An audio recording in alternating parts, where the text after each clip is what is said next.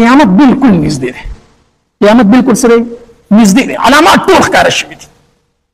عربو ته بله ورځ د امریکې صدر راغلی دی، د مسلمانانو قاتل راغلی، عالمي سطح باندې د مسلمانانو قاتل، قصابي د مسلمانانو راغلی دی، د فلسطین د مسلمانانو د بچو قاتل عربو ته راغلی دی.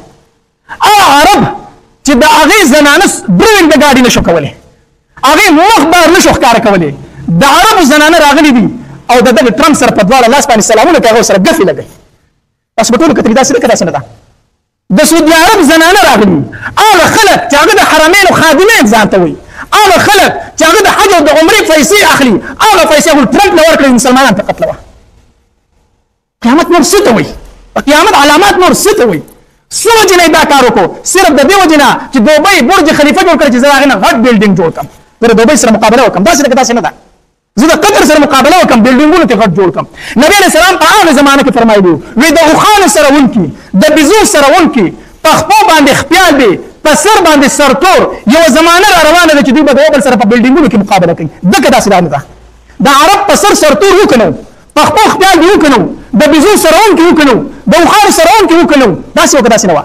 نن ملکونه یو بل سره په بلډینګونو مقابله کوي که نه کوي؟ شاه سلمان وایي زه به د برج خلیفه نه په جده کې غټ بلډینګ جوړوم. مقابله شروع کړې ده که نه شروع کړې؟ قیامت نور څه ته وایي؟ د قیامت علامات نور څه ته وایي؟ عرب چې په غیرت په یادېدل، نن هغې ټرمپ ته خپلې زنانه مخې ته پیش کړي دي، په تحفه کې ورته خپلې ښځې پیش کړي دي. دا ټیک خبره ده. موږ به د عربو قدر کوو، ځکه چې موږ له الله چې کوم کلام را لېږلی دی هغه ژبه عربي ده. موږ ته په عربۍ کې زما قرآن په عربۍ کې ځکه زه د عربۍ ژبې قدر کوم. زه د عربو قدر ځکه کوم چې زما محبوب هلته کې دفن دی. زه د عربو قدر ځکه کوم چې زما پیغمبر په عربو کې راغلی دی.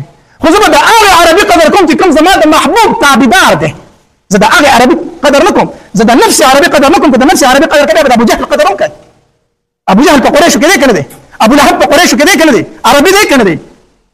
بیا به د عتبه او د شیبه او د امیه ابن خلف او د عبدالله بن ابی بن سلول د رئیس المنافقین د منافقینو سردار هم بیا قدر کوي. داسې ده که داسې نه ده؟ بیا به د رئیس المنافقین عبدالله بن ابی بن سلول هم قدر کوي که نه؟ دا به قدر کوي، خو کافر دی. موږ به د هغې عربي قدر کوو چې کوم د قرآن او د سنت او زما د محبوب تابعدار دی، چې د هغه خلاف کوي. زموږ سره د دغه عربي هېڅ حیثیت نشته دی. نبي علیه الصلاة والسلام د سلمان فارسي رضی الله تعالی په شا باندې لاس کېښود، په شا باندې. او نبي علیه الصلاة والسلام صحابه کرامو ته وفرمایل وی ای زما صحابو، که چېرته تاسو د دین اسلام نه واپس شئ که نه، الله تبارک وتعالی به د دین اسلام دپاره نور خلک پیدا کړي او هغه به ستاسو نه زیات د دین اسلام خدمت کوي، ستاسو نه به زیات پاخه په دین اسلام کې. د نبي علیه السلام مراد عربو چې د عربو نه به زیات خدمت کوي د دین اسلام. صحابه کرامو ته وفرمایل د الله پاک پیغمبر زموږ نه علاوه به دا څوک وي؟